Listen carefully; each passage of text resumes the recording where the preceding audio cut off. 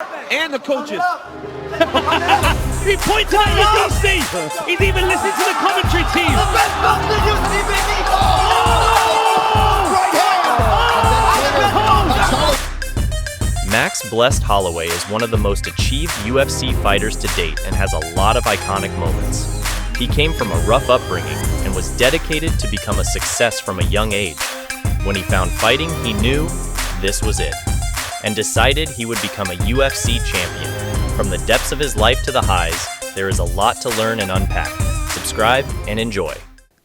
I trained for 3 days. Yeah, my friend told, baseball this season just done. I went to train with him. I trained for 3 days, and then on the second day, I went there Wednesday, Thursday, Friday, 4 days. So Wednesday I went train. Thursday I show up. They told me, and my friend was fighting on Saturday. He's telling him, Max, the coach told us, Max, someone dropped out. You want to fight? On Saturday? You gotta weigh 135. I was like, bet. My mom and my dad, I knew there was heavy drug users, and then my dad would always beat up my mom. I think so that her drugs was like her medicine, like would calm her stress, but that's why she noticed that she put our lives in front of hers and gave us to our grandma. Despite his mother's struggle, he holds nothing against her. She didn't give up on us, so that pushed me more not to give up anything. As for his father, the last time I saw my dad was when I was like 10, 11 years old, and then I never see him after that. I still pray for him, but he has no use in my life anymore. with his ability to let go, Max knows the harder he trains, the easier the fight will be. You just gotta grow up fast, man. I saw things at a young age, and I told myself I don't want to be like those guys. I saw guys who I don't want to be like, and you just gotta, go above the influence. Just drugs and just other stuff, that most of them is stood at home. I stood to see them around town when I'm around town, and working a job they don't like, talking about the days when they was in high school and they did certain stuff, and I always told myself that's not gonna be me. The older people that was older than me, and even with drugs too, I was like, this ain't gonna stop me. I ain't gonna let this be it. This ain't it for me. I think so drew me at an early age. In everything I did, I just wanted to be the best, and whatever it is. And I didn't want no shortcuts. I didn't want no handouts. I wanted it the hard way. And everybody right now, we're in a time where everybody's trying to get big money fights, and they trying to cut the line in front of so much things. They're just trying to shortcut it, get that one fight, and then they're good. But that's not sustainable. Right. You know what I mean? I'm about building legacy and living the legacy, and let the blessed era continue. All these money fights is gonna come. It's gonna come. It's gonna happen. You gotta just do your job and keep winning, and that's what I keep doing. And it's kind of funny because everybody's like, who's next after this? Who's next after that? I'm like, I don't know. It's not my job. But every 2 weeks in this sport, we got a new face that's popping out of nowhere. So, like I said, this guy's is all cupcakes. So whoever is a cupcake, the flavor of the month, let me know. I'd love to taste it. When you turn your cards and you get your black belts and you put your time in on the mats, no one can ever take that away from you. The belt, we can lose that one day. It's gone. But then at the end of the day, no one can. The actual belt they can, but they can't take away of me being a champion, of what I did, the actual champion, because I actually went out there, I did the grind. You guys don't see, people only see 25 minutes of us, you know what I mean, 25 minutes, but they don't see the hours and hours of training. So hundreds of hours at this point in your life. Hundreds on the mat, you know what I mean, and that nobody ever gonna take away from me, and because of that, I'm always gonna be a champion. I told him this belt don't mean nothing. My last interview, I told him I was a champ before I had this belt. This don't mean nothing. It's cool. It's just showing you guys that, look, I'm valid. It's validation to you guys. It's not validation to me. The validation is when I go in, blood, sweat, and tears that you guys don't see. Me not wanting to train, but I wake up and I tell myself, the guy that I'm gonna fight, he's probably training right now. So I need to go out there and show him how to train. And it's a mindset thing. So it's just a mindset. You can only do so much with success. You can keep going and success, and some guy would have success for the rest of his life and not change nothing just because he knows that's one way of success, and these failures, they gotta happen, and I attack them straightforward. I'm happy for this, things happen for a reason. I truly believe things happen for a reason. That fight happened for a reason. That place, that time, it had to happen in this life, and you guys gonna see a new and improved Bless, if you want to be the best, you gotta beat the best. and the best is blessed, baby. It was a blessing in disguise, I would say. You know, like we had that rough year, finished, and like I always say, it's not how you start the race, it's how you finish the race. And you know, that year we finished it off strong. Yeah. And then, you know, this year a little bit shaky, but then now hopefully we finish it strong, so we're coming up. Everybody loves a comeback story, so you obviously against Brian Ortega went back, but when you look at it, like, help you probably can help some people who were suffering with, you know, issues like that. How did you overcome it? Was it therapy? Was it medication? Was it just, you know, what was it that got you over the edge? I'll tell you the one thing it's like, do not be afraid. I repeat, do not be afraid to reach out for help. We live for help. We live in a place where social media, everything is like, I'm a self-made guy, or this self-made this. It's all lies. If you look, they got a team behind them and they're working. Nobody can do anything by themselves. Like, you might get to a certain point, but then to get over that point, you need help. That's just what it is. And I just, you know, I was shutting out a lot of people, this and that, pushing away people that really, really love me, this and that, and then it kind of, like, I was at one point, I saw Rush, I looked at Rush, and he kind of snapped me, like, you gotta bless yourself first. You gotta be willing to get out the hole first, and then you open up and talk to people, but do not be scared to talk to people. Do not be scared to open your feelings. Do not be scared of being judged. Who cares? If you try to open up to someone and they judge you or they tease you or whatever, and so on, then that person not for you. Go talk to somebody else. That person not your real friend, sure. You know, or real family member, whatever you want to call it. But it's just reach out. You just need help, you know. Bless yourself, and then get blessings from other people. That's it, you know. That's it. My team is super strong in that way, and don't be scared to talk to people. Like a lot of people, we just live in a time where everybody think everything is perfect because what they see on Instagram, people posting pictures and videos that, oh yeah, life is good, life is great, but it's really not, you know. When you get over that fence line, yeah, the grass like green in the front lawn, but when you go in the backyard, everything is dead. You know what I mean? The whole grass is dead. Don't be like that. Reach out to people. If you need help, you need help. You know, we're all humans. No one's superhuman. We're all humans. We all bleed. If we all in here got cut in the same place in our arm, we all bleed out and die if we don't get medical help. So at the end of the day, don't be scared to ask for help. You know, after this fight, a loss is a loss. It happens to the best of us. You know, even the greats got losses. You know, even the greats in other sports, Kobe Bryant, you know, Michael Jordan, the LeBron Jameses, you know, like all these guys is guys I put myself out there, after, you know, even Jay-Z, you know, guys like Jay-Z, you know, they had losses, you know, but look at where they're at now, you know, it doesn't make you, you know, a true champion is a champion that can get knocked down, and then we see how far you can bounce back up. This and that, I always try to finish fights no matter what, even if you're the best guy in the world, I'm gonna try to finish you, and you always gonna see me in your face, I'm not gonna go away, because that's just it, you know, like, if we fought to death, like, if there's no time limit, I'm gonna kill you. Like, that's just my mindset. Like, there's no way. I'm gonna figure out a way to make you tired and then make you quit. And when you quit, you know, may peace be with you to the next one. But at the end of the day, that's what it is. That's why you should be in that moment, because if you're fresh and stuff, everybody can be the greatest fresh.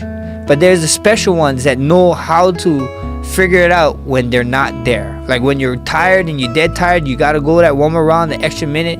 You figure things out, and that's what separates the greats from the greatest. You know, that's just the difference, I think. As long as you can take it, I'm gonna give it. As long as you can take it, I'm gonna give it. As long as the ref lets you stay in there, I'm gonna keep giving it. You know, the fight don't stop until the bell stops. So I just kept punching, you know, kept punching, and he was like, well, you graduate, what you gonna do now? I looked at him, I was like, I'll be a UFC fighter. And he did this laugh that I'm not gonna ever forget. It's just ingrained in my brain. He's like, ha, ha, ha, ha. And then he said, yeah, I don't know how that's gonna work for you, so you better go figure it out, you know. And then that was 2009, and then 3 years later, January 4th, I was at the hospital, and my son was I was waiting on the arrival of my son. I remember exact time. It's 10:03 a.m. I get my phone rang and be like, hey, check your email. So I go check my email, and it's a UFC contract to fight Poirier for February 4th. Wow. First, I hang up the phone. First person I call, my older brother. And he know I was there for my son, so for my son that was being born. And he picks up the phone. He's like, what's up, Max? I was like, what? He's my nephew here? I got no. And he's like, then what? And then he was big into Visalis, and Visalis saying was, I told you so. There's this thing like, I told you so. And I told him, oh no, guess who you talking to? He's like, who I'm talking to? I was like, you're talking to a UFC fighter. And he laughed. He did the same laugh. And then he's like, go ahead, you can tell me. I like, tell you what? And he like, tell me I told you so. I was like, nah, I just wanted to let you know. It's like, I'll call you when my son's here. And I hung up the phone. And then 3:03, my son was there. So January 4th was one of the best days of my life. Wow. Like, the mind is such an important part of it. And I was talking to them outside, back to that conversation. I was telling them, like, whenever I talk to an up-and-comer or my friends, or I see people training, and they're training hard or doing this and that, and I'm just like, bro, it's just crazy. Like most of us is in the UFC already, right? I was like, guys, there comes a point where, like, you're pretty much good. Like, everything can get you by. You got here already. But now the only thing different that's going to get you to the top 15 is mental. And then from 15 to 10, the only difference between those guys is mental. And then from 10 to 5, same thing. And then from champion and everybody else, it's a mentality thing. It's just something that to do with IQ and something. That's the only thing that changed. Like, we're all good. We're all at the mecca of fighting. The UFC is where everybody wants to be. But what makes you a champ? What makes me a champion? You not. Something gotta be it. Like, you can lift more weights than me, though. You know what I mean? Like, we're the same. If we're the same weight class, you're stronger than me. You're faster than me. What is the difference? What is the difference? I believe it's that passport to crazy land. It's that mental. It's that thing. Like, I'm willing to do something that I don't know if you even thought of doing it, or if it's presented with you that if you're going to take that chance, you know. And it's that, but it's also you're willing to put the intensity into your training camps and the focus and dedication into your craft that maybe some people aren't. And maybe sometimes people that are really talented, things come a little too easy for them and they don't want to work as hard. Exactly. That's the downfall with a lot of these guys, you know. A lot of these guys is like, they're just like all-stars in their town and playing regular sports, you know what I mean? You see it all the time. They're just all-stars in their towns, whatever, and then they go to the other stuff and then they're just another guy. Yeah. There's somebody that's faster, stronger, and better than you, you know what I mean? And then when they get there, instead of pushing through, they never had to. And then there's that kid that was like just always just kind of made the team. And then he's there with you and he sees that and he see you break and that pushes him. And then now he's with those guys that's just, who's freak athletes, but they all have the mind, but this guy don't have the freak athletes, but he get the mind, and he's hanging with them because he's figuring out a fucking way to do it, you know. Yeah, some of the toughest guys are younger brothers of tough guys. Oh yes. Because you gotta take the shit. Yeah. You gotta take the shit, you know what I mean? Like, it is like, and they become durable. Yeah, it was kind of backwards growing up with my brother. Like, I'm the middle child, but my brother's 4 years older than me. My older brother, my younger brother is 1 year younger than me. But so it's kind of backwards. Like, it wasn't like my older brother wasn't really tough on us, but it was a point where my younger brother was like such a spoiled little prick that he would always get me into trouble from my grandma. Like, he would do my grandma and grandpa. So like, he would do something and he'd cry and be like, "No, I did it," so I would get the lickings, you know. So I think that's where my mentality came back. Like, I was like, motherfucking young. So like, even when I fight with my younger brother, he would beat me because I was smaller than him. Like, he'd beat me up growing up. And the funny thing is like I told you last time, is that every time when I started getting into kickboxing and my mom was telling people like, "Hey, let's go. We're gonna my son's gonna go watch fight. He's gonna go fight this weekend. You wanna buy tickets?" They'd be like, "Oh, cool. Who is Clem fighting?" And then they'd be like, "Oh no, Clem's not fighting. Max is." And they'd be like, "What the fuck? Like, Max don't fight?" Like, you know what I mean? Like, what the? Why is he fighting? Why is he fighting? You know? But it comes because I got fucking so abused and stuff. I never thought of that. You just pointed out to me. Like, my grandma and grandpa would give me, like, this guy he would get away with murder, and I always got it. And then whenever he do something stupid, like outside we play with our friends, it's like there's a place on our street where we couldn't pass, and my grandpa would like just be sitting in the gazebo and catch my brother coming back and being like, because he would go in the fucking main road. It's so stupid. There's a dirt road. I was like, "Bro, take the dirt road." Like, grandpa's always up there drinking his beer. Take this damn dirt road so we don't get into trouble. He's like, no, grandpa's not gonna be there. But I know after all these years I put together, motherfucker went to the road because he wanted to see me get lickings. So after the time, he was like, Max made me go with them. I didn't want to go. And I'd end up getting lickings. It wrapped me out. I was like, bro, you told me go. What are you talking about? Like, the tables is turned. You're a little asshole, bro. What is he like now? He just, he's crazy, you know. He's, we had to deal with some stuff, like, you know, my family and stuff would come from drugs and whatever, my mom and stuff, and except for my grandma and grandpa, it's great for them. But he got into his trouble and stuff, but he's recently, like, he been out, he been clean, he been doing his thing. So I'm proud of him, I'm happy of him. So it's great. Like, it's not, I always tell him too, you know, it's not how you start the race, it's how you finish, bro. It's like, finish strong, bro. You got kids, you got focus now. I know you think you fucked up, but you never let nobody down yet. You know, you got time.